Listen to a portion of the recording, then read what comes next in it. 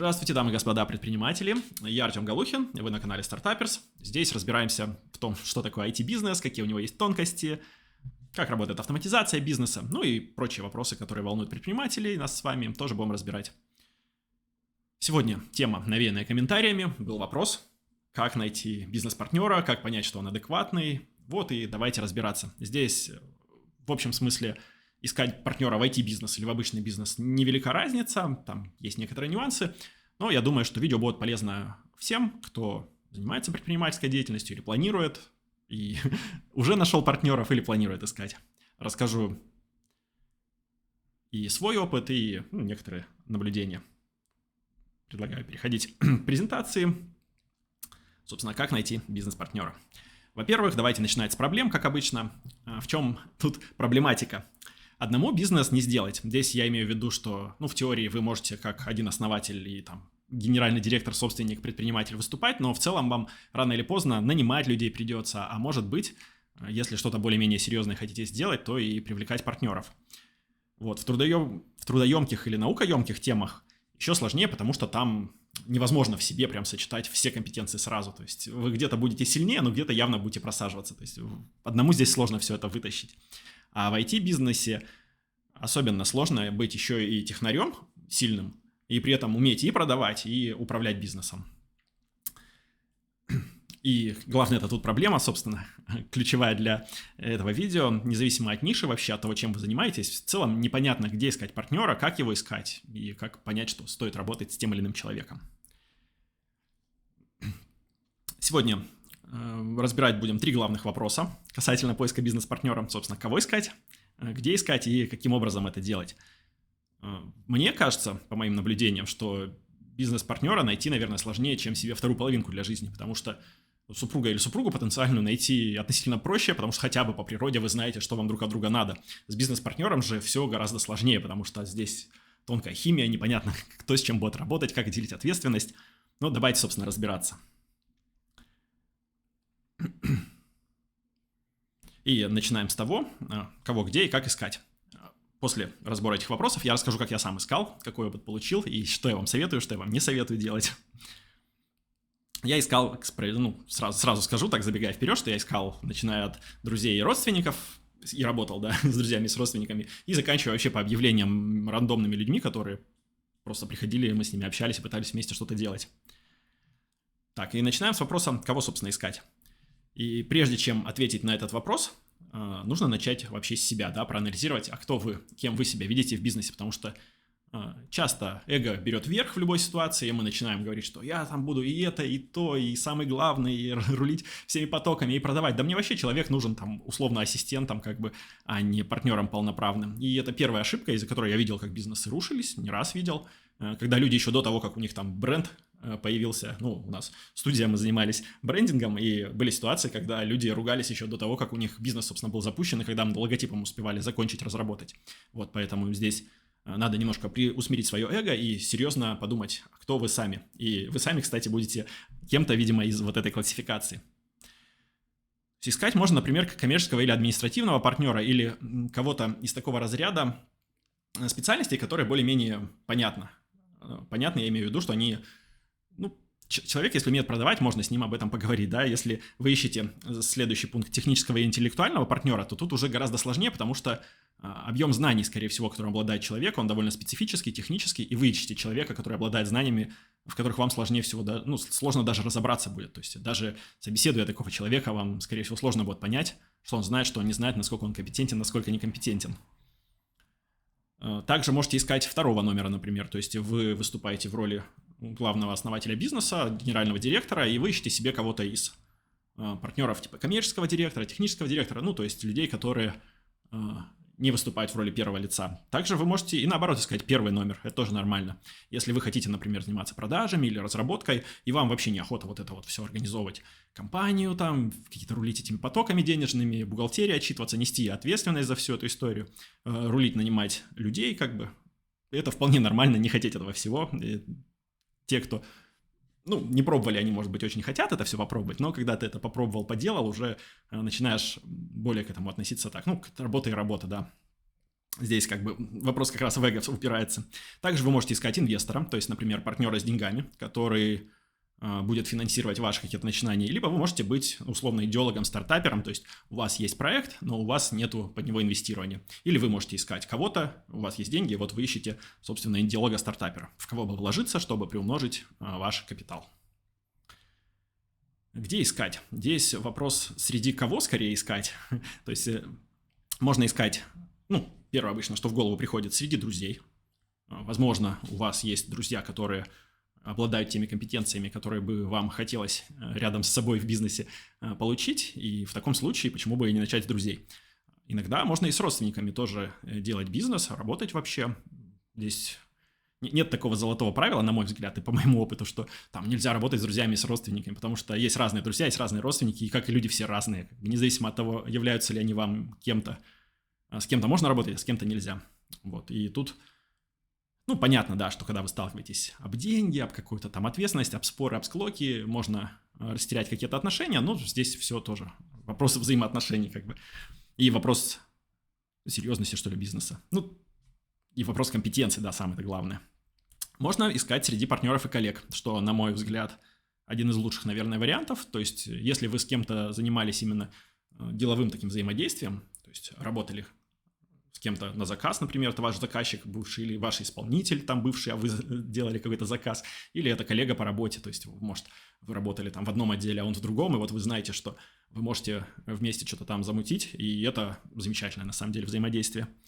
Можно найти кого-то из медийного поля в теории, то есть, я вещаю, например, на канале, кто-то, возможно, заинтересуется, и мне может написать, мне в целом и раньше писали, предлагали что-то разработать. Можно найти в газете, да где угодно на самом деле. Есть очень много людей, которые что-то там рассказывают и из себя какого-то специалиста вот так вот позиционируют. На конференции, кстати, полезно в этом смысле ходить. Я когда-то стройкой еще занимался, выступал на конференции. Агропромышленный конгресс всероссийский. Рассказывал там про чистку силосных баков. И вот мы там с напарником были, познакомились с человечком. Он занимался какой-то смежной нишей, мы к нему пришли, там что-то начали по делам говорить, и оказалось, что вроде как мы друг другу можем в чем-то помочь. В целом там не сложилось взаимодействие, но если постоянно что-то такое делать, можно и в бизнес себе партнеров таким образом тоже найти. Также можно размещать вакансии на профильных каких-то ресурсах. Я не помню, на самом деле, чтобы мне прям активно как-то попадались вакансии на прям бизнес-партнерство. Это как бы теоретически все-таки не совсем вакансия. Но такое, наверное, тоже бывает, и, наверное, есть специальные ресурсы, да, можете вот в коммент написать прямо под видео, что вам нужен там партнер, например, и, возможно, кто-то тоже посмотрит это видео, потому что тоже интересуется вот этой темой айтишной, предпринимательской, и, может, вы тут найдете друг друга. Также можно искать по объявлениям, вот этим я как раз-таки занимался и сам, то есть буквально на Авито кидал объявления, ищу бизнес-партнера, я удивляюсь, да, что кто-то там сидел и на такие объявления попадал, видимо, раньше это как бы нормально было, по крайней мере. И не с одним, и даже не с 5, наверное, больше людьми я общался по таким объявлениям. И с одним даже довольно долго работал потом вместе, пока он меня не подставил. Но это, к сожалению, бывает не обязательно. Не обязательно с объявлений, да, такое. Итак, следующий вопрос, очень важный. Как же искать бизнес-партнера? Если мы говорим про близкий круг какой-то, то есть вот друзья, родственники, здесь можно прям ходить в лоб и спрашивать, и говорить: у меня есть такая тема, давай там пойдем как-нибудь, можем попробовать что-нибудь вместе замутить. Или вместе там сели, чайку попили в кафешке где-то, да, договорились.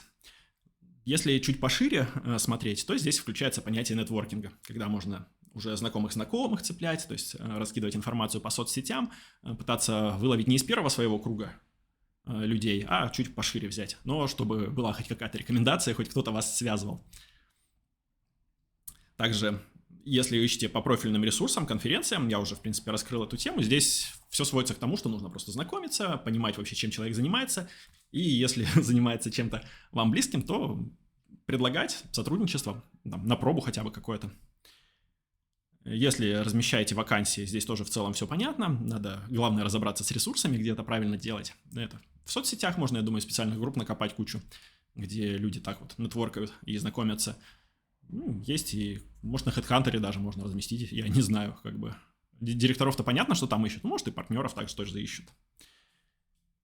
А еще интересная тема, есть такие карты связей. Я помню, когда ты пытался такую сделать, когда ты рисуешь себя и от себя всякие вот эти вот веточки, кого ты знаешь, кого может знать этот человек, и, возможно, так целенаправленно можно придумать, до кого можно добраться.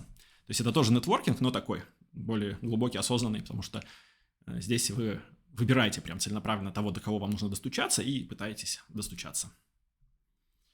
И прежде чем перейду к собственному опыту, к рассказам о том, как я искал партнеров, поддержите нас, поддержите канал. Кто не подписался, я не виноват. Если вам нравится такой контент, а нас на самом деле не так много, думаю, контент довольно нишевый, обязательно поставьте лайк, напишите добрый комментарий, мне все приятно, всем отвечаю, со всеми общаюсь. Также можете заказать у меня, собственно, услуги, разработку. У нас есть сайт Ворона Студия, но, скорее всего, он еще на реконструкции, поэтому в описаниях есть реквизиты, как ко мне достучаться. Мы занимаемся разработкой, автоматизацией бизнеса, дизайном, брендингом, маркетингом и контент-менеджментом и продакшеном. Работаем в бутиковом формате, в формате прям бизнес с бизнесом, то есть я буду общаться с вами и рассчитываю, что вы, собственно, собственник бизнеса или кто-то из управленцев, потому что в таком формате круче все получается и быстрее как бы и качественнее делается. Вот. И переходим к моему опыту поиска бизнес-партнеров. Кого я искал? И у меня много разных начинаний было, как бы, и которые выросли в бизнес, и которые не выросли в бизнес. По порядочку расскажу. Когда-то я решил заниматься фотостудией. Отвратительный бизнес, никому не советую каждый раз. Поизучайте, если вдруг вас туда тянет, поизучайте сначала вообще, что там происходит в рынке, как заработать, посчитайте. Отвратительно. У меня было тогда молодое время, много ошибок. Управляющего я тогда искал, фотостудию не нашел. В общем, такое себе. Вот, потом я занялся стройкой, у меня была строительная компания, в нее я искал и коммерческого директора, и соучредителя. Соучредителем тогда выступил мой друг, с которым мы до этого как раз работали на стройке, и во многом мы с ним прям большую часть, наверное, работ выполнили. А туда же я вот рассказывал, по объявлениям искал людей, вот именно туда. Я искал и директора по строительству, и коммерческого директора, и кого я там только не нашел, какие только люди ко мне не приходили, с кем я только не увиделся. И в целом это прикольно, на самом деле, знакомиться с людьми, но очень сложно понять, вот насколько вы можете сработаться. И в какой-то момент у меня там было аж 3 человека вот с этих объявлений, 3 партнера, мы там 4 таких не в себя бизнесменов в бытовке сидели, у нас там 2 гастарбайтера работали на объекте, вот, доходило и до такого. Вот, понятно, что большая часть тех людей, кого так вот я нашел, да почти все, кроме одного, отвалились сразу, и этот один в итоге тоже, получилось, отвалился.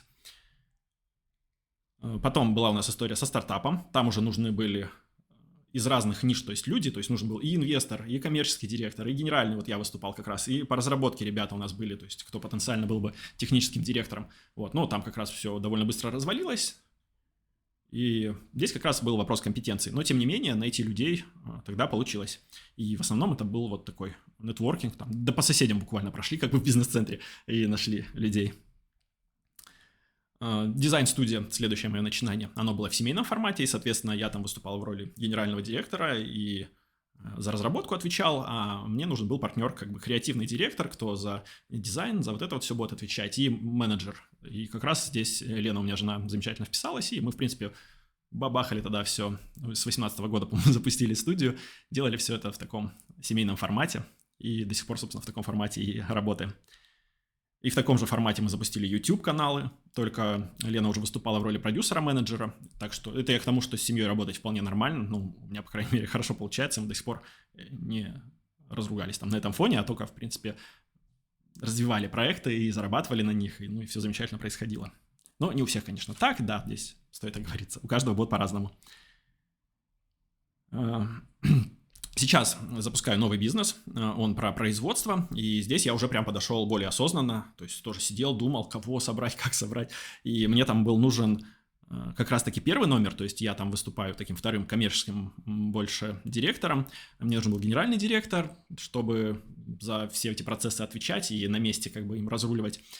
Нужен был арт-директор и креативный директор, то есть тот, кто за визуал, там бизнес такой красивенький должен быть, поэтому там это прям очень важный человек, и технический директор, который бы разбирался во всех нюансах производства от А до Я, потому что сам я, например, и никто из нас в этом глубоко не разбирается, и здесь на роль техдиректора у меня подруга как бы попадает, то есть это по дружбе, да, нашелся человек, на роль арт-директора жена, это бах из семьи, а на роль генерального директора партнер, с которым мы давно бизнесом сотрудничали, то есть еще с времен стройки, я на него когда-то подрядчиком работал, и потом в студии тоже работал, и, в общем, долго мы вместе сотрудничали, поэтому мы друг друга знаем, и как бы вот даже, собственно, совместно в бизнес заходим в новый. И техническая разработка, у меня есть там разный опыт тоже, Здесь я как искал напарника, то есть это буквально еще, когда речь идет не совсем про бизнес, а скорее про такую разработку. То есть вот у вас есть какая-то идейка, вы хотите ее накидать в виде продукта, здесь проще просто партнера, ну, другого программиста условно найти, я сам тоже программист, и что-то там поднакидать, и потом думать, как из этого бизнес превращать, еще что-то, если хотя бы идея есть, ее потрогать можно. Вот, и был у меня опыт, где я был именно техническим таким специалистом-напарником, а у меня был партнер, который шарил в нише, то есть от нее были знания, от меня была разработка. Но там тоже как-то не очень все срослось. Вот, ну в целом такие у меня опыты были, и попробовал я в разном абсолютно формате с разными людьми работать. И со знакомыми, и с не очень знакомыми, и с друзьями, и с родственниками. И там были и хорошие, и плохие какие-то стороны. Соответственно, я уже сказал, да, что я искал всех, по-разному попробовал, там от незнакомых людей, соседей до родственников, как бы, и вот последние мои итерации в последнем бизнесе уже у нас там целый микс получился. Если вы хотите найти себе партнера, вот тоже тут интересный вопрос, а как, собственно, начать вообще об этом разговор? И, в принципе, здесь 3 есть варианта, наверное, таких от... Вы можете собеседовать, то есть прям вот официально закидывать вакансии, приходят к вам люди, вы их собеседуете, ну, такой формальный прям процесс. А можете предложить, это скорее тема такая про более близкое какое-то знакомство. Также можете сами получить предложение. То есть кто-то к вам пришел, ну, это вполне нормальная тема, если вы себя позиционируете как предприниматель, то есть рассказываете, что вы чем-то занимаетесь, там, друзьям, хотя бы знакомым, то есть вероятность, что кто-то другой из вашего там окружения, может, через одного знакомого тоже ищет себе партнера, и они сами к вам вполне могут прийти и сказать, вот, давай, будем работать. И с чего тут можно начать вообще? Можно предложить на салфетке. Это такой неформальный называется, наверное, разговор, когда там сидите в кафешке, на салфетке просто начерякали цифры, что вот можно зарабатывать столько-то, здесь столько-то процентов. Вот, мне нравится вот этот термин «бизнес-план на салфетке», и здесь такое предложение на салфетке. Можно же, ну, такое работает, если вы с близким знакомым или другом как-то вот это вот обсуждаете. Потому что если идет речь о более серьезном каком-то взаимодействии, например, вы ищете инвестора, здесь вообще идет речь про питч проекта скорее, то есть вы приходите к человеку с деньгами, начинаете ему там тратить его время драгоценное, да, и ему быстренько-быстренько там за 5 минут пытаетесь объяснить, в чем суть вашей идеи, почему она революционная, почему она принесет деньги, почему она приумножит его деньги, почему вообще он должен вам доверять. Вот. Есть еще такой промежуточный вариант, это предложить по-взрослому, я его называю.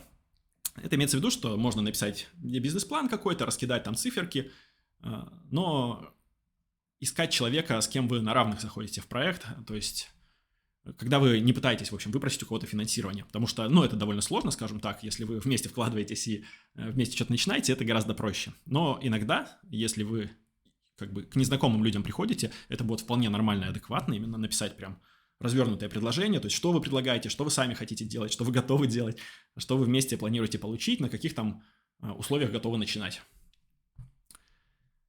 Вот, и комментарий, с которого я начал, который я упомянул, с вопросом про то, как найти бизнес-партнера, он сводился к тому, что а как вообще понять, что партнер-то нормальный, потому что человек пишет, вот я программист, как мне понять, что тот, кого я нанимаю, вообще адекватный в плане, ему нужен, очевидно, продающий партнер, который будет рулить бизнесом, продажи выстраивать, все такое, в общем, заберет на себя всю вот эту вот именно бизнесовую рутину, а человек хочет дальше рулить свой технический стартап, развивать. Вот, я тут что могу от себя посоветовать? Здесь, конечно, нет гарантированного рецепта, потому что здесь довольно такое тонкие отношения между людьми выстраиваются, и они именно выстраиваются, то есть вы начинаете как-то, а потом там, можете где-то притираться там, и здесь вопрос времени, но главное тут не спешить оформлять все это вместе, то есть не спешить прямо идти сходу какой-то бизнес вместе, открывать вот эти 50/50, делить проценты, потому что если что-нибудь не получится, у вас будет висеть какая-то там организация, которую надо будет потом закрывать. А тем более, если у вас свой уже бизнес есть, вот есть компания, да, организация, я имею в виду ООО, там ИП или что-то, ну, ИП вы не попилите, понятно, тоже нет смысла его прям резко пилить, потому что, ну, вы рискуете, да, вы отдаете просто человеку с улицы первому встречному буквально кусок своего бизнеса. Тем не менее, несмотря на это, обязательно надо составить договор на берегу. Это вот я имею в виду как раз эту бумажку, где расписаны все там обязанности, ответственности, кто как выходит из проекта, ну, чтобы потом обидок не было. Даже с договорами с такими бывают обидки, но хотя бы они на бумаге все будут уже... Чем больше, в общем, вы оговорите на бумаге моментов, тем лучше. Обязательно нужно дать вам обоим испытательный срок. Здесь как бы... ну, месяц-два поработать, например, просто договориться, что вот мы пробуем сейчас вместе, начинаем работать, значит, что у нас могут начаться какие-то там конфликты, еще что-то, и нужно понимать, что вы вместе вот идете к тому, чтобы вместе работать, и иногда нужно закрывать вот на глаза на какие-то негативные, возможно, те черты, которые вам не нравятся в вашем партнере, и чтобы он также закрывал на какие-то ваши негативные черты, и наоборот поддерживать его в его сильных сторонах, чтобы и он вас также поддерживал. Вот если вы научитесь это как-то делать, то возможно, все и получится. Но, тем не менее, испытательный срок в этом смысле как раз единственный гарант вообще какой-то проверки, как у вас может что-то получиться.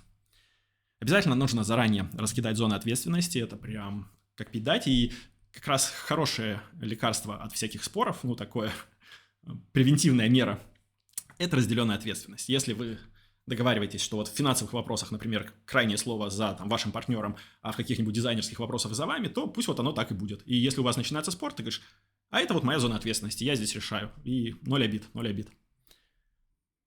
Очень тут важно остерегаться манипуляций. Вы заходите на бизнесовую площадку, здесь как бы люди обычно, ну, такие, с опытом, манипулирующие могут быть, и кто-то убедительно может говорить, и очень убедительно. Здесь осторожно нужно понимать, что от вас человеку надо, потому что, ну, не мне вам рассказывать, что куча мошенников вокруг, и можно буквально попасть на всякие не очень приятные, в общем, ситуации, когда вас так или иначе, в общем, обманут, на вас наживутся. Поэтому тут надо держать руку на пульсе. Ну, в целом, резюмируя же здесь, это как раз тот случай, где практика реально критерий истины, и только на практике опознается, насколько вы можете вместе работать, готовы это делать, и что из этого получится. Подводя итог, здесь у меня вывод главный такой. Лучше иной раз, знаете, работать одному и сделать меньше, чем работать абы с кем и как бы потерять все, и нервы, и вообще. Поиск бизнес-партнера, еще раз повторю, это как раз тот случай, когда время и практика только решают. И я, собственно, всю свою мысль изложил. Если у вас остался чаечек, и вы вообще по чаечек это смотрели, то за наши с вами успехи. Вот предлагаю, что еще можно посмотреть. Видео много, видео интересные. Да, и кто бы не подписался, я не виноват. Лайк обязательно тоже поставьте.